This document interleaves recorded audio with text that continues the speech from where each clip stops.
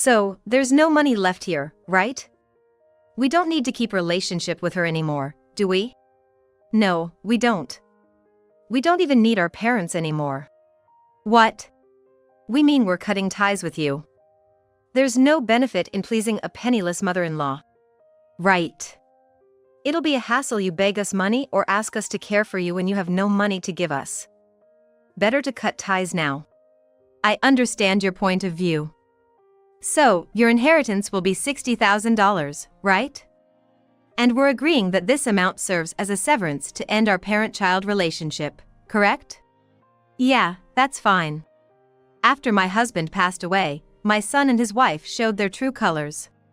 They presented me with a declaration of estrangement as if to vent their frustration for their failed plans. $60,000 is a lot of money. But they'll regret having taken that money. 2 years after my husband's death, I was sitting on a park bench eating bread. My moment of peace was interrupted by a familiar voice. Hey, isn't that you? What? Look, she looks so worn out, feeding pigeons in the park. No, I'm not. Ha. True. We took all the money, so you must be homeless now. How's the homeless life? I was beyond anger and simply speechless. I sighed softly and resumed my lunch. Mom, why are you ignoring us? Oh right, we've cut ties, so I shouldn't call you oaf woman, huh? How about calling her homeless hag? Yeah, homeless hag works. My son and his wife kept mocking me, taking advantage of my silence. Having finished my bread, it was time to tell them the truth. You keep saying homeless, but who are you talking about? You, homeless hag. I'm not homeless. I live over there. What? I pointed to a building and explained the truth to my son and his wife. What? They are shocked by the truth. It was too late for them to regret anything. My name is Mary. I'm a 60-year-old housewife. My husband, Robert, is 67 and still working. He left his job about 20 years ago and started his own IT company. The company grew steadily, especially in the last 10 years with the success of a new business area, leading to rapid growth. It's quite large now. Though it's all Greek to me, my husband talks about data science and big data. He's retired as CEO due to his age but continues as chairman. However, he's thinking it's about time to step down from that role too. We have an only son, Eric. He didn't take over the company when Robert retired. He doesn't even help with Robert's business. I don't want to be seen as living off my father, I'll make my own way. After graduating, he joined a company unrelated to IT and left home. I had hoped he would take over Robert's business, so I was a bit disappointed. But, as a parent, I was also proud of his choice to be independent and smiled when I heard his decision. I won't force you. Do what you want. Robert seemed to share my sentiments, and he encouraged Eric to follow his own path, although he looked a bit disappointed. Things were fine until Eric got a job. He rarely contacted us and only came home for Christmas. Lately, he doesn't even come home for Christmas, just a phone call. Well, it's natural for men, and as long as he's doing well, that's fine. I keep telling myself that, but I still wish he'd contact us more. One day, out of the blue and well before Christmas, I got a call from him. It's unusual for you to call other than Christmas. I have something to tell you. I'm coming home soon. What's the news? I'm getting married, so I want to introduce her to you. Really? I was just happy to hear from him, but I was even more surprised by his marriage announcement and couldn't help but exclaim loudly. Startled by my sudden outburst, Robert, who was leisurely watching TV, turned towards me. I beamed a broad smile at him. He looked puzzled, not knowing about Eric's marriage yet. A month later, Eric was to bring his fiancée home. Eric will be bringing his bride-to-be soon. It's still 3 weeks away. 3 weeks will fly by. Since Eric's call, I've been telling Robert every day that Eric will be coming home soon. Robert looks fed up, but I can't help but excitedly tell him that Eric's visit is approaching for his marriage announcement. That's how much I can't wait for it.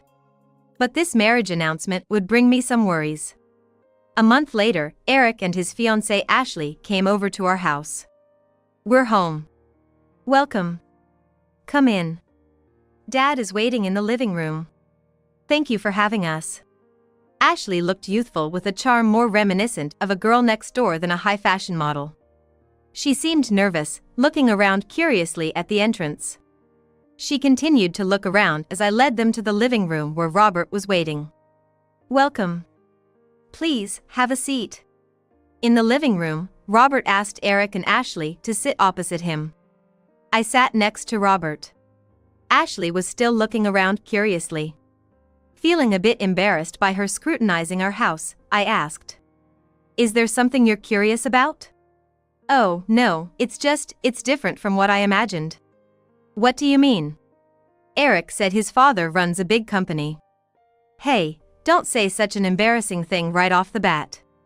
The words of Ashley and Eric's hurried attempt to cover up made Robert and me exchange glances and laugh.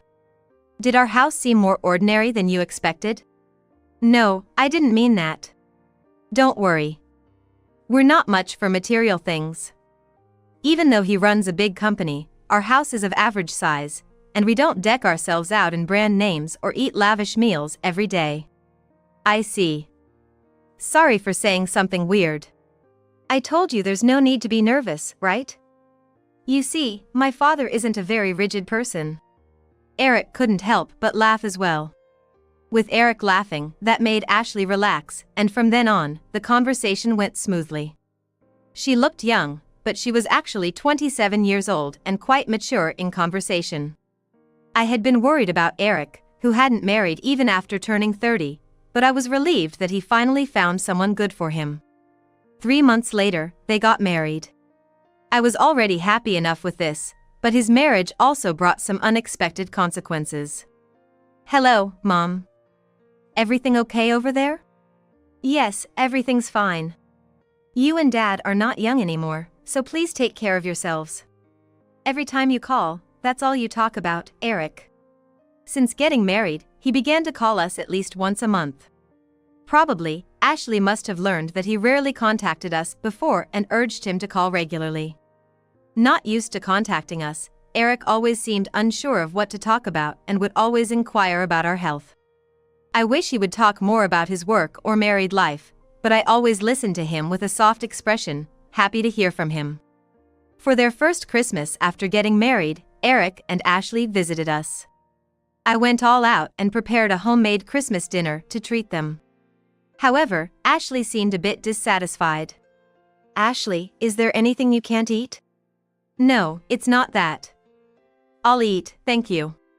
Ashley smiled and responded, but I didn't miss the fleeting shadow that crossed her face when she saw the Christmas dinner. She hardly touched the food. I wondered if there was something she couldn't eat.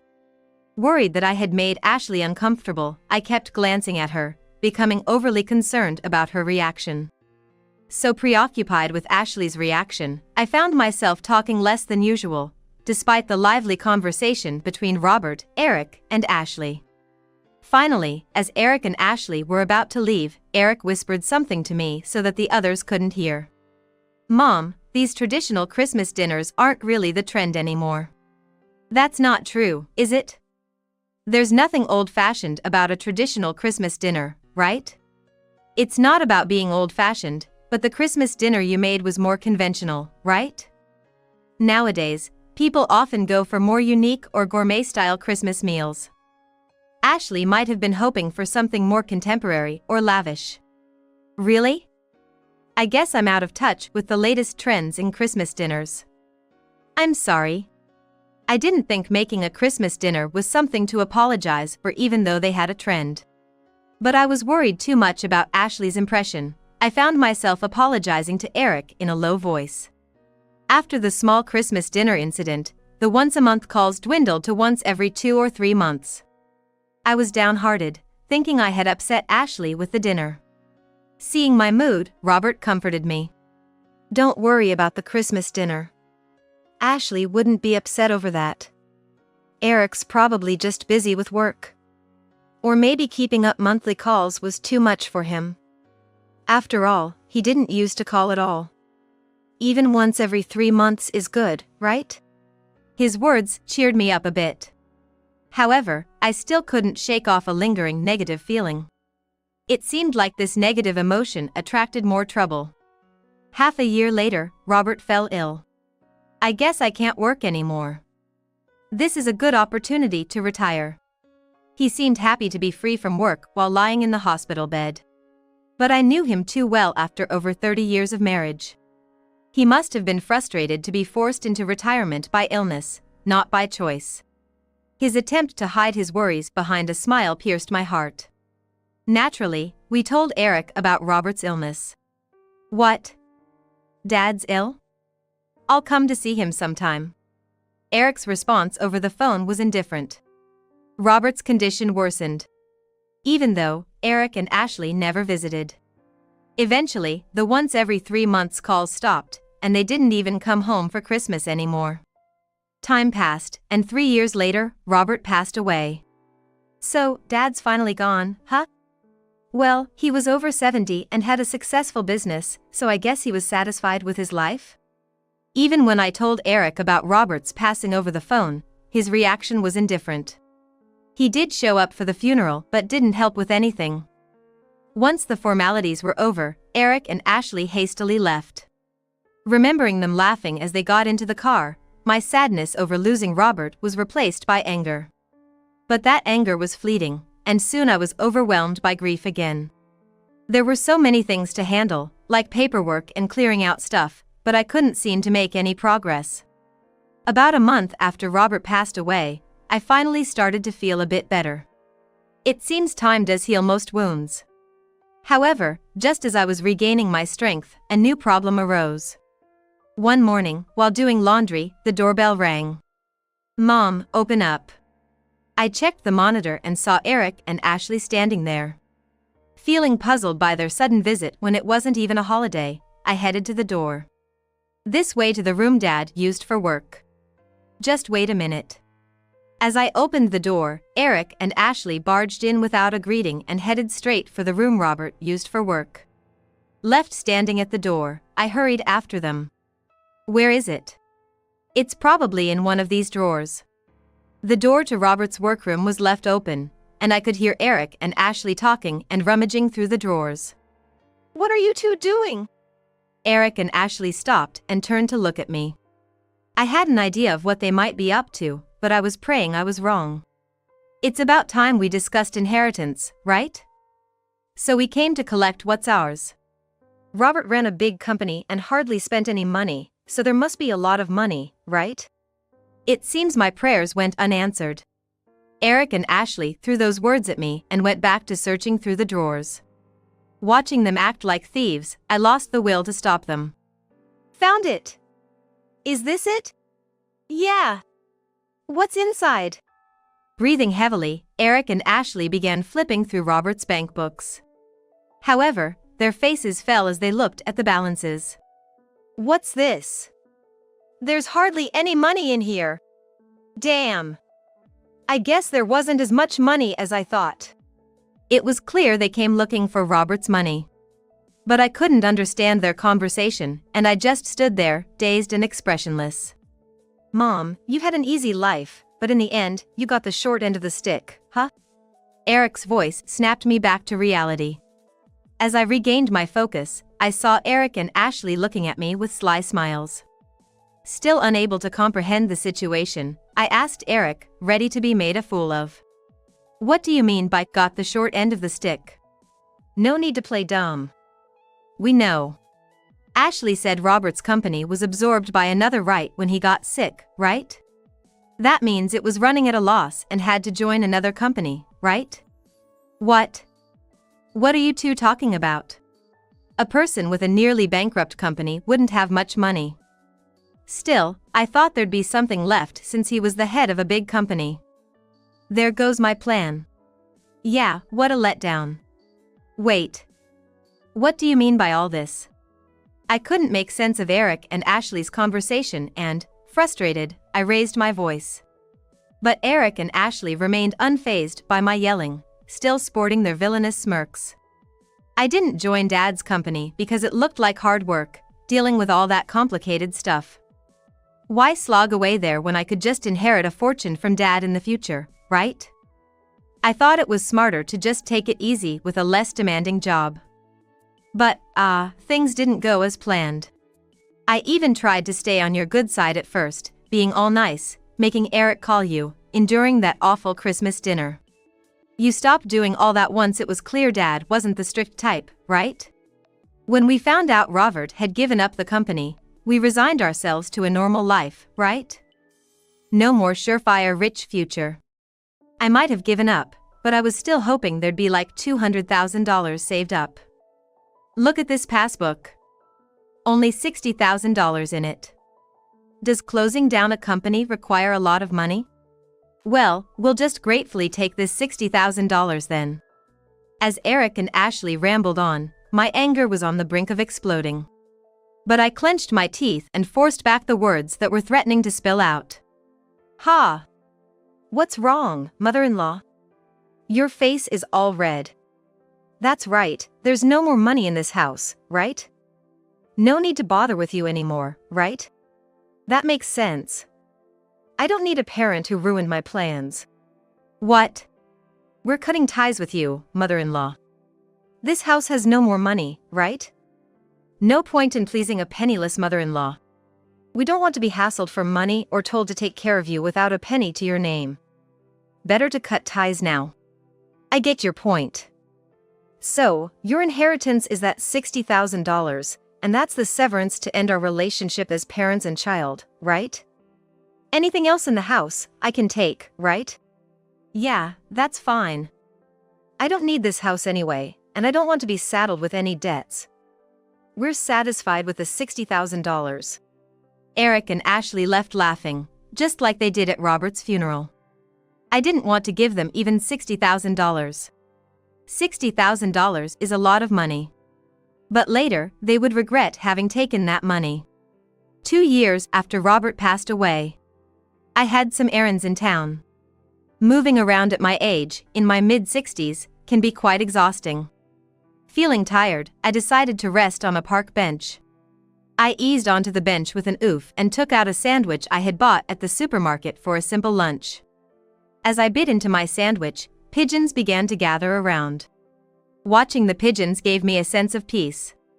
Indeed, they are symbols of peace. However, that serene atmosphere was shattered by a familiar voice. Isn't that you, Mary? What? Look at that.